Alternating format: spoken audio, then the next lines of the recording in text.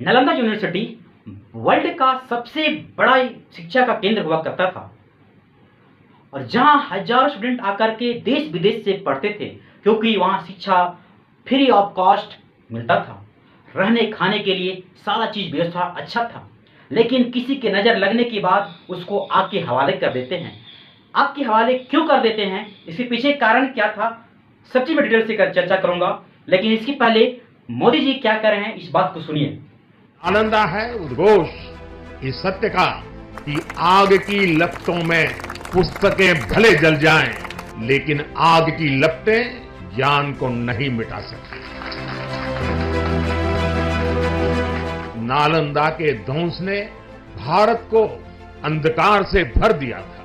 अब इसकी पुनर्स्थापना भारत के स्वर्णिम युग की शुरुआत करने जा रहा है। मोदी जी का कहना है नालंदा यूनिवर्सिटी को जला दिया लेकिन ज्ञान को नहीं।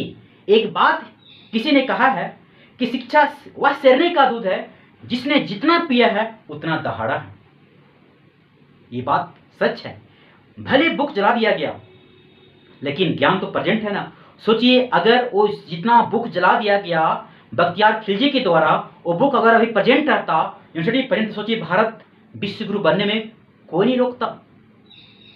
लोग ऐसा वहां था, ऐसा सा बुक था कि लोग कह रहे हैं कि किसी का तबीयत खराब हो जाता था ना, उस बुक पढ़ने से तबीयत ठीक हो जाता था। वहाँ आर्ट एंड कल्चर का, साइंटिस्ट का, फिर कल्चरिस्ट हो गया, आर्ट हो गया, मेडिसिन हो गया, आयुर्वेदिक, हर चीज़ का पढ़ाई वहाँ किया जाता था। वहाँ इतना बड़ा यूनिवर्सिटी था। सोचिए, अब इसलिए मोदी जी उसको वापस लाना चाह रहे हैं और वहाँ नए कैंपस का उद्घाटन करते हैं, जिसमें ना 17 देश से आकर के सब पार्टिसिपेट किए हैं और लगभग 1700 करोड़ रुपया की इसका मतलब लागत से इसका फिर से नया इनॉग्रेशन किया गया है, ताकि वही जिस तरह पहले हुआ करता था उसी अंदाज में यहाँ फिर से चालू हो जाए और पढ़ाई अच्छी तरह हो जिस तरह पहले हुआ करता था। दोस्तों नमस्कार, यदि मेरे वीडियो में फर्स्ट टाइम है ना, सपोर्ट मुझे जरूर कीजिए मेरे दोस्त। आइए इसी पे अच्छा से डिस्कस किया जाए कि आखिर बख्तियार खिलजी को क्यों इसमें आग लगाना पड़ा था। दोस्तों इस यूनिवर्सिटी ना, आप जीरो का नाम सुने होंगे। जीरो का आविष्कार करने वाले आर्यभट्ट इसी यूनिवर्सिटी का प्रोफेसर हुआ करते थे। आज जीरो दे के चले गए। सोचिए, जीरो नहीं होता तो क्या होता। ऐसा बड़ा यूनिवर्सिटी ना, इतना बड़ा यहाँ बुक, इतना बड़ा लाइब्रेरी, इतना बड़ा कैंपस। सोचिए 90 लाख से प्लस बुक था।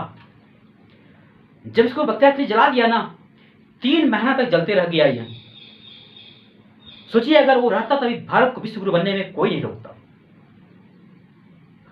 भारत का शिक्षा का जो लेवल था ना, वो और हाई हो जाता। लेकिन नजर लगने के बाद आपके हवाले कर देते हैं। दोस्तों यहां जो भी ना कैंपस, जो भी पहले का ये था, इस तरह का ना, देख रहे हैं, जला देने के बाद पूरा खंडर बन गया था।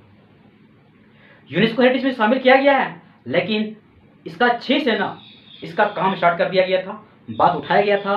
6, 10 हर सरकार मिल करके इसको अब क्या 24 में कंप्लीट कर दिया गया है। इस तरह का यहाँ देख रहे हैं कैंपस पर कितना खतरनाक डिजाइन, बड़ा खतरनाक था उस समय भी, और इसी अंदाज में ना अभी फिर क्या किया गया है, चमकता हुआ, देख रहे हैं इस तरह का साइन दिया गया है। बहुत अच्छा लुक, बहुत अच्छा लुक दिया गया है, क्योंकि यहाँ ना अंदर में इतने पेड़ पौधे लगाए गए हैं। सोचिए किसी चीज को नेचर से कनेक्ट कर दिया ना, उसका स्वभाव, उसका प्रभाव बदल जाता है।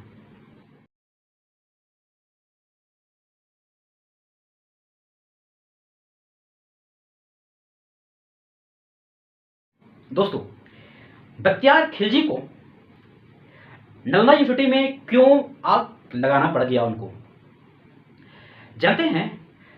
ये सेनापति थे और किसी कारण वजह से इनकी तबीयत खराब हो जाता है, और तबीयत खराब होने के बाद ये वहाँ जाके प्रोफेसर से मिलते हैं।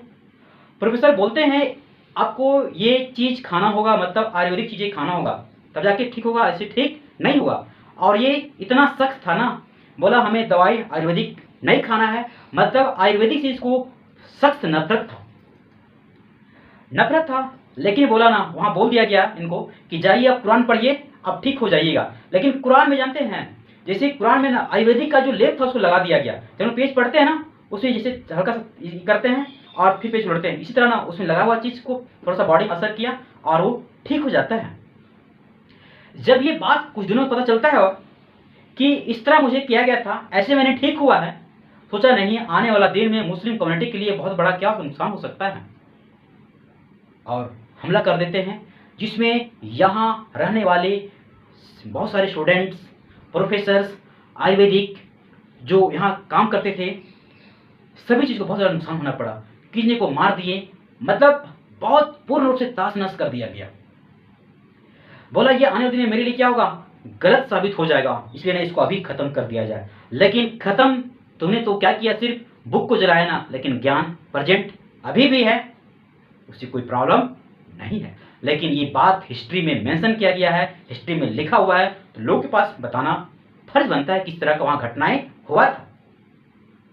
दोस्तों, इस बिल्डिंग का जो ना मोदी जी भी इसका द्वारा जो उद्घाटन किया गया है, डिजाइन इतना अच्छा डिजाइन किया गया है ना, डिजाइन दिख रहे हैं बहुत मस्त है ये डिजाइन, और इस तरह का दिख रहा है। बिल्डिंग भी जो है ना, पूरा कैंपस बड़ा खतरनाक बनाया गया है, जिसमें अभी ना एक हॉस्टल बनाया गया है।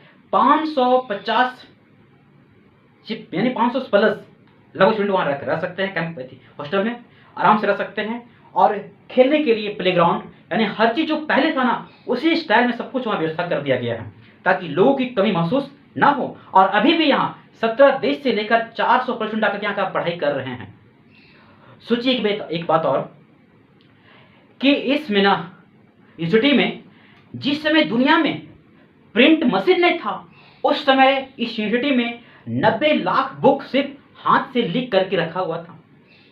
सोचिए इतना लेबोरियस वहां के लोग थे कि 90 लाख प्लस बुक हाथ से लिख करके रख दिए गए थे। ये छोटी मोटी बात नहीं, बहुत बड़ी बात है। वहां एक तालाब का भी बनाया गया है, ताकि वहां पानी को अच्छी तरह पूर्ति हो, पानी की कमी ना हो, हर चीज को देखते हुए वहां बनाया गया है। और दोस्तों, एक छोटी सी जानकारी कैसी लगी, जानकारी अच्छी लगी तो आप शेयर जरूर कीजिएगा। जय हिंद।